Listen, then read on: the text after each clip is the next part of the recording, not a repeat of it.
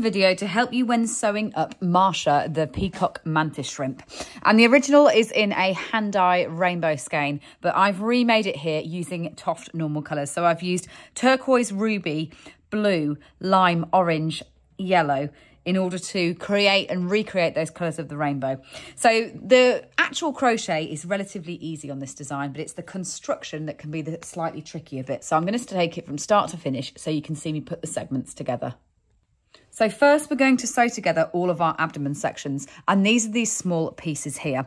And what I'm going to do is I'm actually going to make sure that my yarn is firmly attached to one piece before I begin. So I'm actually going to sew that really firmly onto one piece. And what I've done is I've stuffed them all and I've actually gathered and sewn in all of the ends. So I've got what is effectively like lots of clean beads, like creating a necklace that I can go straight through. So I've got 1 on, 2, 3, 4, 5. And then I've actually changed colour on these bottom segments. You can obviously, when you're doing the one in the hand dye, they'll all be exactly the same. So it doesn't matter which order you put them in. But if you're doing the one using multiple colours, then I'm going to put 5 on in the turquoise, 1 red one, and then 1 blue one. And I'm going to go through that blue one and then all the way back through them again.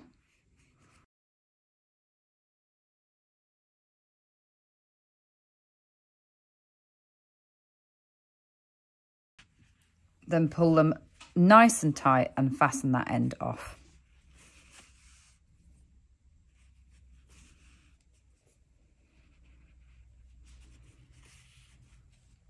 So next I'm going to sew the tail piece onto the bottom of my blue segment. If yours are all the same, it doesn't matter which end you use as the tail because they are all the same so far.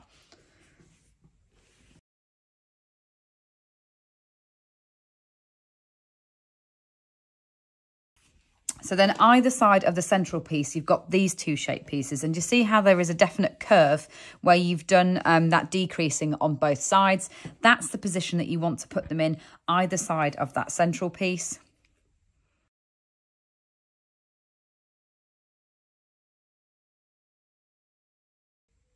And I'm just going to put 1 stitch between that and the central piece, just so it holds it in a nice position either side of there.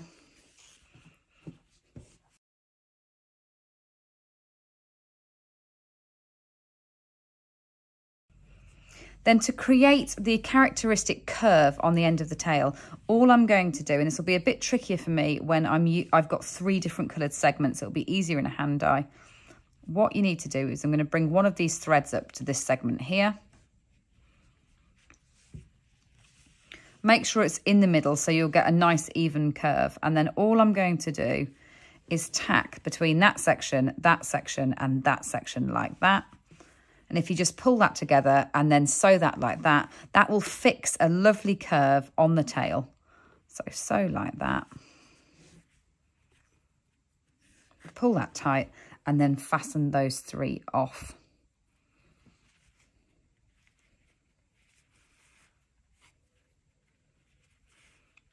Like that. So that's that lovely tail curving downwards.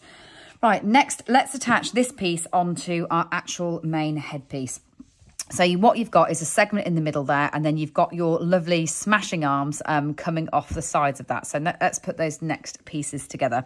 So when you've made the body, you've got a wider bit at the top and you've got a smaller bit at the bottom. It's the smaller bit that we want to sew on to the bottom of our abdomen.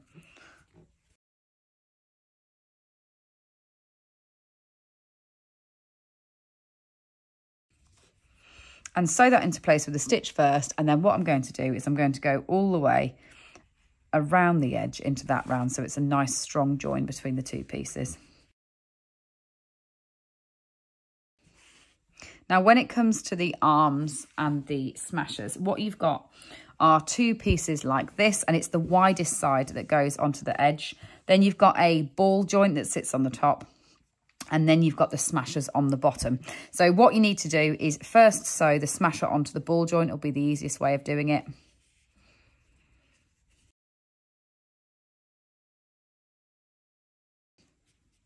And then I'm going to sew the ball joint onto the arm joint like that.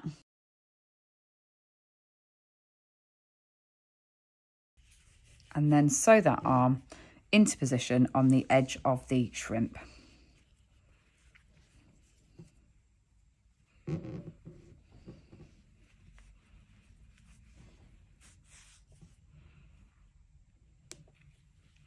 Now, when you're sewing bits of contrasting colour pieces together, it is a little bit more challenging than if it were all one colour. What you need to do is, as I'm doing here, is rather than over sew, so you get those big long Frankenstein's monster style stitches between the two pieces, is try and sew and keep your stitches within that colour segment like I'm doing there. And that way you won't see those big lines between the two pieces.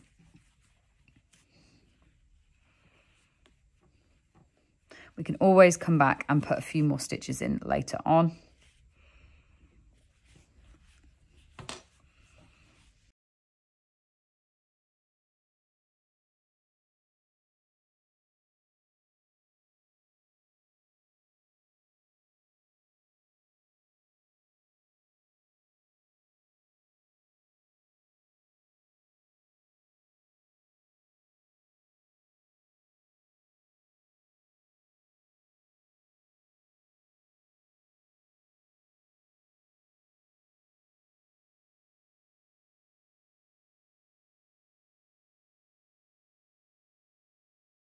So when it comes to the legs, we're going to sew the legs one either side of each of the front 3 abdomen pieces. So I've worked mine in ruby here. You don't need to stuff the legs at all. And you'll find it easiest if you actually do a couple of stitches to make them flat first before you sew them on. And sew them nice and low and down. Between the 2 legs on the bottom, I've got 1, 2, 3, 4, 5 stitches between each one. So turn it upside down.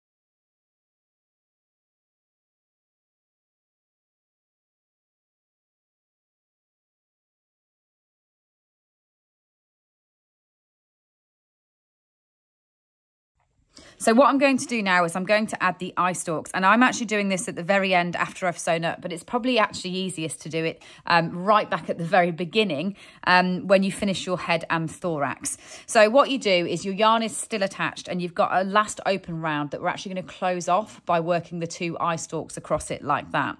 So what you need to do is you need to put your stuffing in first before you begin. Then we're going to chain 7. So 1, 2, 3, 4, 5, 6, and 7, and then we're going to do a make bobble pulling through on the 7th repeat. So what we do, we go round the hook into the next chain, yarn over, and then yarn over again and come through the first 2. So that's 1. Then do the same thing again, 2, same thing again, 3, same thing again, 4, 5, 6, and then on the 7th time that you're doing that first yarn over, you come through, and rather than going through 2, you actually yarn over and you come through all of them together to create a nice bobble that's on the end of that eye stalk. Then slip stitch 1, and then you're going to work back down that chain with different stitches.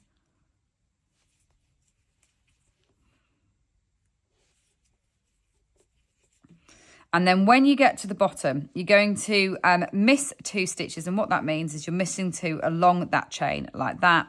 And then you're going to double crochet 3 to close them off through the middle. So you're going to take your hook right the way through both sides like that and double crochet 1 through that side and through that side, 2 through that side and through that side, 3, and then you're going to make that second eye stalk. So same thing again, 1, 2, 3, 4, 5, 6, 7, and MB7.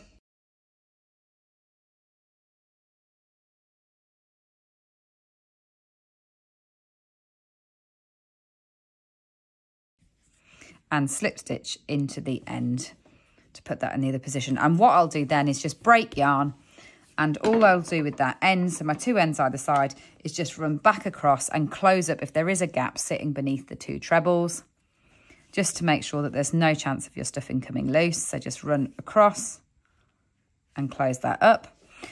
Then the final thing to finish Marsha is just adding 2 bits of black yarn onto the end of these eye stalks.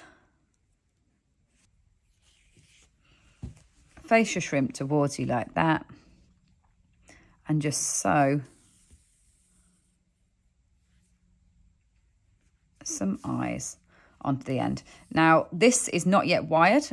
If you wanted to wire the shrimp, as I have done there, so it holds that position and it will stand up, you can still add the wire at this stage. And all I've done is wire down through the head and the thorax, down through the abdomen segments, so that you can create that standing up curve. You can also wire the legs if you wanted to. So if you were going to display this on a shelf on display, then you would be able to wire the whole thing. Just remember that if you do use the modelling wire, then it means that it's not going to be suitable as a toy for a child.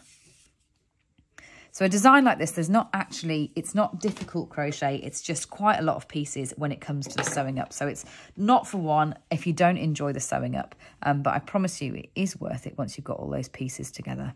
So last few stitches.